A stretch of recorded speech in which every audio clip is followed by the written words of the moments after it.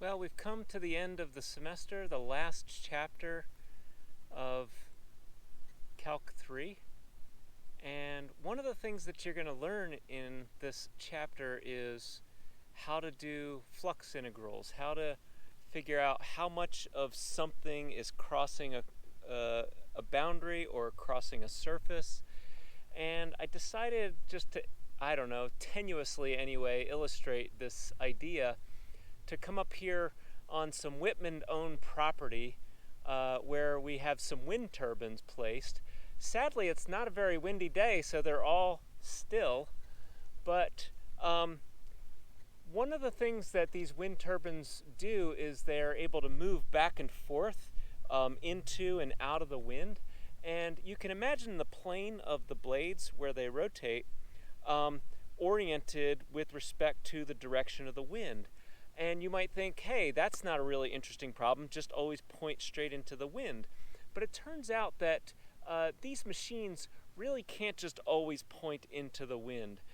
When the wind is really strong, the forces that they impart on the blades and on the motors are too large.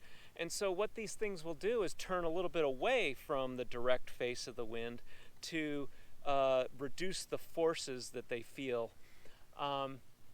And how do you figure out what's the force of the wind on the plane of these blades? That's a surface integral, that's a flux integral.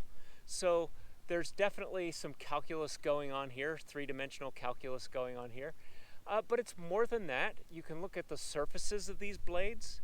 They're really complicated and intricate, and they're designed that way to be maximally efficient, so that when wind is crossing one of these blades, they're able to capture as much of the kinetic energy as possible and turn it into rotational energy. Designing those surfaces and understanding how the wind interacts with those surfaces and imparts forces on those surfaces, those are also surface integrals.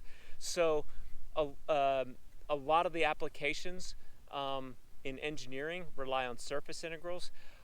Inside these things, we have electrical power being generated. We have electric fields being generated. Gauss's law, the divergence theorem, all of those things apply here.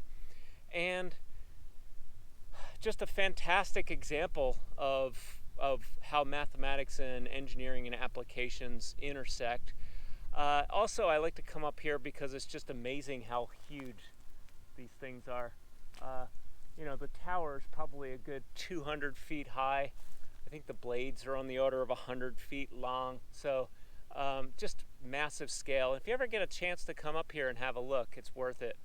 It's even more interesting when the blades are actually turning because you can kind of hear them whizzing through the wind.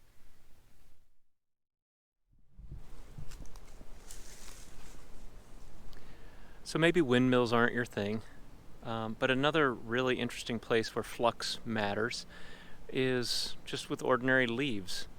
The angle of the sun makes a huge difference as to how much sunlight and how much photosynthesis is happening in one of these leaves. And we're moving into winter now, and the sun is dipping lower in the sky, and these leaves aren't changing color and dropping into the pond here because it's cold. They're dropping and changing color because the amount of sunshine that's incident on their surfaces is declining on average. You can use a surface integral to measure that, and in fact people would do that to measure just how much light energy is incident on a leaf, to measure the amount of photosynthesis, for example. And that's yet another example of flux integrals and surface integrals.